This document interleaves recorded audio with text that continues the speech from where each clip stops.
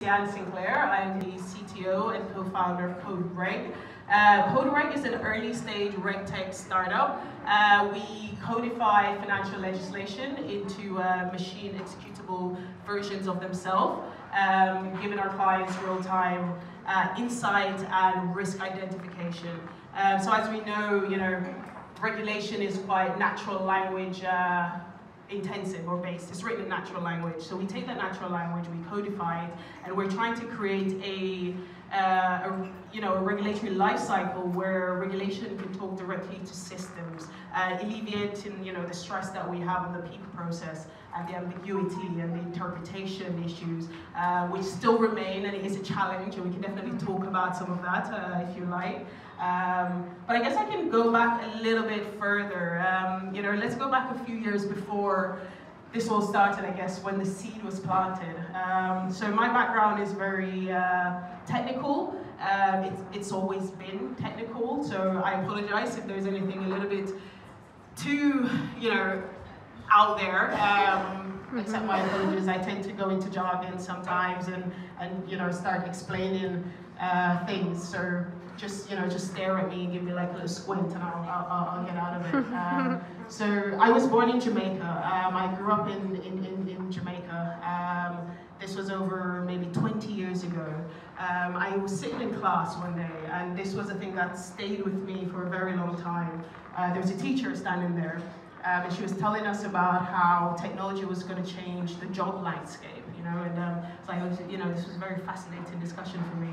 And kids were putting their hands up in the air. They're like, "It's going to replace pilots." And the teacher was like, "Very likely. Things will become more automated. Will replace teachers." And she was like, "Yeah, things will be more online, maybe. So you don't need as many teachers. You can distribute it more. Will replace doctors?" And all of these questions. And most of the answers were yes. And I sat there thinking, I want to be on the side of the computers. I wanted to understand their language. I wanted to speak their language. If they're going to be the creators, something has to create them. And that was the moment I thought, okay, I want to learn their language. So I wanted to, but at that moment, I thought of it from a hardware perspective. So I thought I wanted to know how to build computers, and that's where I started. I would build computers from scratch, buy the motherboard, buy the parts, and build them. And then I got to the point where I realized, software was really where it was. Hardware was just the thing to get to the thing. Hardware enabled software, and software was so much more interesting to me because you could create anything in software. You could go from no idea to creating something, and for me that was the creative part of it. People think programming is is technical, but a lot of it is really creative. In your head you have to visualize the thing you want to build, and it's it's designs, and it's creating a path and a workflow and creating something out of nothing. And that's really where I was hooked. So ever since then, I knew I was going to study at university with no problems. College, university, IT practitioners. It was going to be computer science. The theoretical part of it, because I really wanted to know how the machines work. So I had friends who was like, "Oh, I don't know what I'm going to do at university." And for me, it was just like, it's this. It's this. So I was quite lucky in that sense that I always knew the thing I wanted to do. So I left Jamaica. I moved to the UK. I went to college here. I went to university here. I did computer science at City University.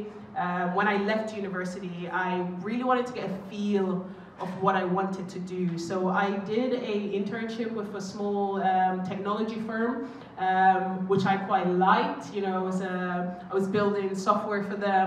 It was quite small. It was quite nimble. They had a lot of flexibility, but I felt like there wasn't enough opportunities to train and extend yourself. And I'm a massive believer in just like learning things.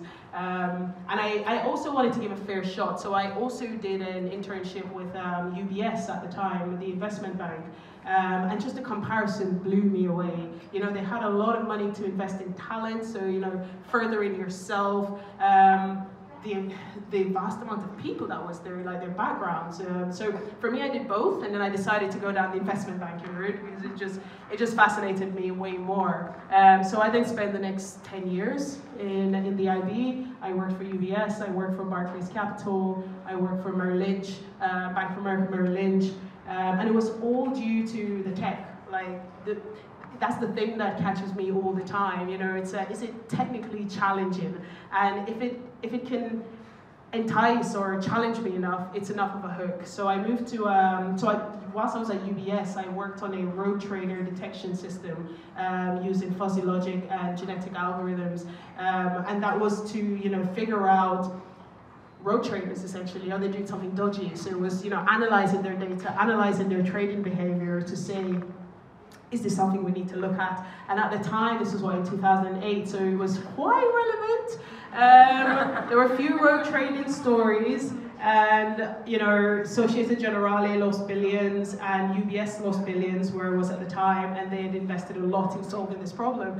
And for me, it was just technically fascinating. So it was just like no arguments about that. I left and I moved to Barclays, the investment bank, and I did algorithmic trading there. Again, the sell was super easy. I can build systems that trade for themselves and replace human traders. Yes, it's again easy sell, and I found my passion in FX algo trading, and did that for a number of years at Barclays Capital, and I moved to Bank of America Merrill Lynch, doing similar things. So I moved to a FX algo trading role as a developer, and the thing that hooked me there again was the tech. So apparently BAML had a trading stack built top to bottom in a language called KDB, with a language sitting behind it called Q, and the entire stack was built in this language. And I thought, I've never seen that before. I have to go there. I have to see, what they're doing, how they've done it. And they had such an advantage building. I won't go into the technical details of, why this is fascinating, but it's essentially a functional programming language that's used for trading. So that means the language doesn't need to compile. It's in memory, so I can make a change right now, which affects the market. It's not like in Java where I need to do it, I need to compile it, then I need to deploy it, then I need to wait. I can react to market events right now. And that was a game changer for FX algorithmic trading, so I had to see it. So I went there and I worked with the algo trading team for a number of years, 2 years, before I moved more into the data side of things. I should keep an eye on the time, because I will stay here and talk forever.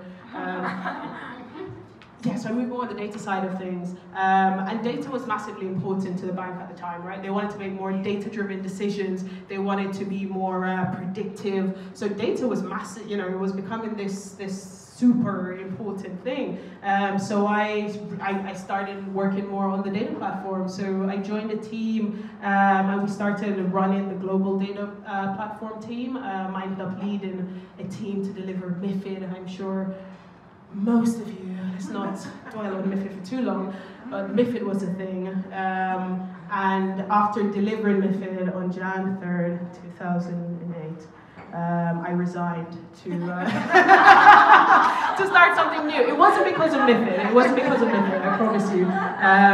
That project was super challenging and interesting, which is why I stayed to do it. And then I got to the point where I really wanted to use, these years, after 10 years in the investment bank, I felt like I've learned so much. I could use it to do something for myself. I was winning deals in meetings, and I was thinking I could be doing this for myself, and I felt like I'd learned enough. I could leverage that wealth of expertise and knowledge, and so I did. I tried. So I applied to Entrepreneur First, EF.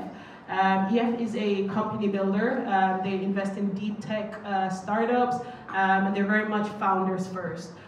So they invest in founders' talent, and that's the core of their thesis. And they believe that good founders can build many sort of businesses.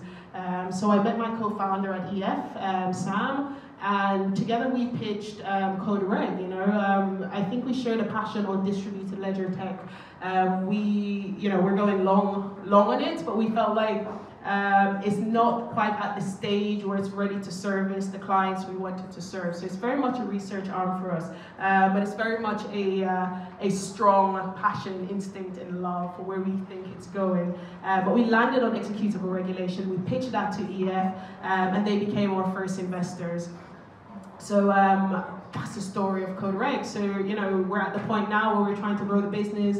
We're hiring heavily. We're raising funds. We're raising our seed fund round, and that's interesting in itself. And so I can talk a little bit about, you know, fundraising or challenges in the investment bank or the technical side, you know, whatever you want.